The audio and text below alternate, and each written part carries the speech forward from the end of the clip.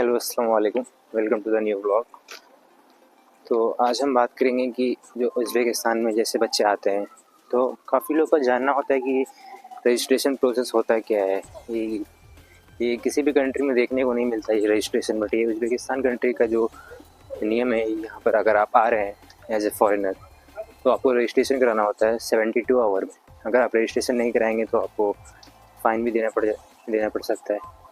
तो ये यहाँ का कंपलसरी रूल्स एंड रेगुलेशन है यहाँ की कि अगर आप यहाँ आकर स्टे कर रहे हैं 72 आवर्स से ज़्यादा तो आपको रजिस्ट्रेशन कंपलसरी है।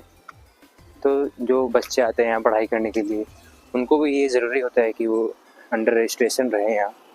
तो जो हॉस्टल में रहते हैं उनको तो उनके कंपनी वाले ने वो खुद सब कुछ करा कर देते हैं रजिस्ट्रेशन वगैरह, बट जो बच्चे फ्लैट पे रह रहे हैं उन्हें खुद से करानी पड़ती है रजिस्ट्रेशन जिस अपार्टमेंट में वो रह रहे हैं।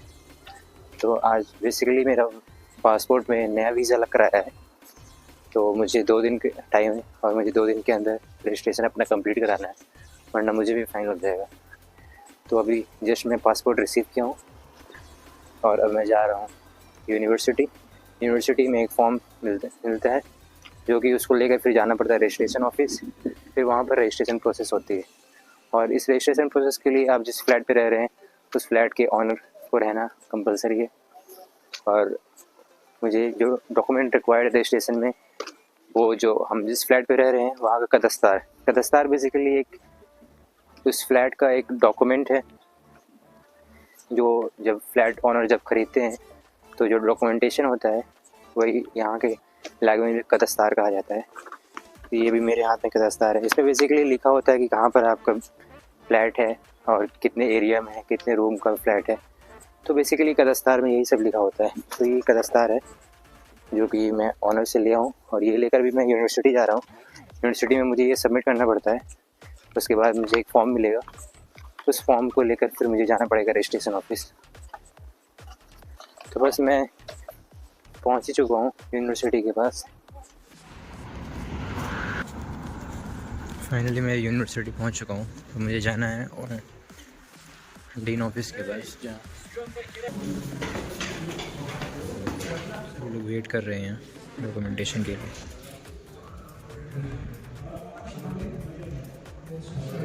Views of Tashkent medical academy. University से मुझे डॉक्यूमेंट्स मिल गया रजिस्ट्रेशन के लिए। ये है डॉक्यूमेंट्स जिसमें सब कुछ वीज़ा के रिगार्डिंग लिखा होता है और ये भी लिखा होता है कि कितने मंथ का रजिस्ट्रेशन मुझे कराना है। तो बस ये लेके अब मैं जा रहा हूँ यूनिवर्सिटी रजिस्ट्रेशन ऑफिस। फिर मैं आपको दिखाता हूँ, ये हमारे यूनिवर्सिटी के बाहर की व्यूज़ है, काफ़ी प्यारा दिखता है। निकल चुके हैं रजिस्ट्रेशन ऑफिस की तरफ। तो अगर बात करें registration, what is the cost of registration, ये डिपेंड करता है आप कितने महीने का रजिस्ट्रेशन करा रहे हैं। अगर 6 महीने का रजिस्ट्रेशन करा रहे हैं तो आपको 16 लाख सोम लगता है, जो कि डॉलर में हो जाता है अप्रॉक्स $125। और अगर आप 3 मंथ का करवा रहे हैं रजिस्ट्रेशन तो अप्रॉक्स 3 मंथ हो जाती है। तो ये डिपेंड करता है आपको कितने महीने यहाँ रहना है और उसी हिसाब से आप रजिस्ट्रेशन करा सकते हैं, 3 मंथ, 6 मंथ या 1 साल का। ये बहुत लोगों का डाउट होता है कि what is the cost of registration. अगर आप 1 साल का करा रहे हैं तो अगर डॉलर में बात करें तो $250 होती है, जो कि एडमिशन के वक्त भी यही चार्ज लगता है रजिस्ट्रेशन का। तो वो एक सेमी रजिस्ट्रेशन है जो एडमिशन के वक्त लिया जाता है। और ये हर जैसे जैसे आपका वीज़ा नया लगते जाएगा तो हर साल आपका रजिस्ट्रेशन भी वैसे ही होते जाता है। ऐसा नहीं है कि एक बार करा लिए तो हमेशा के लिए हमेशा करवाना पड़ता है रजिस्ट्रेशन। तो मेरा भी बात हुआ ऑनर से, तो उनसे भी बात हुई तो वो पहुँच जाए रजिस्ट्रेशन ऑफिस। उन्होंने मुझे टाइम दिया है 3:30 बजे का, तो अप्रॉक्स 10 से 15 मिनट में मैं भी पहुँच जाऊँगा रजिस्ट्रेशन ऑफिस। फिर वहाँ के प्रोसेस दिखाता हूँ मैं आपको।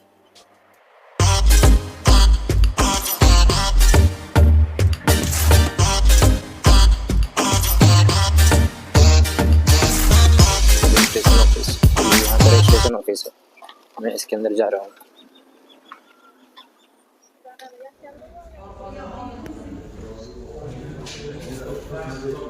पहले यहाँ एप्लीकेशन सबमिट करता है जो कि ये 6000 सोम कॉस्ट करते हैं, तो फिर आपको पेमेंट करके वापस जाना पड़ेगा। Finally I got my registration slip. So this is the registration slip of the flat and it is for 3 month.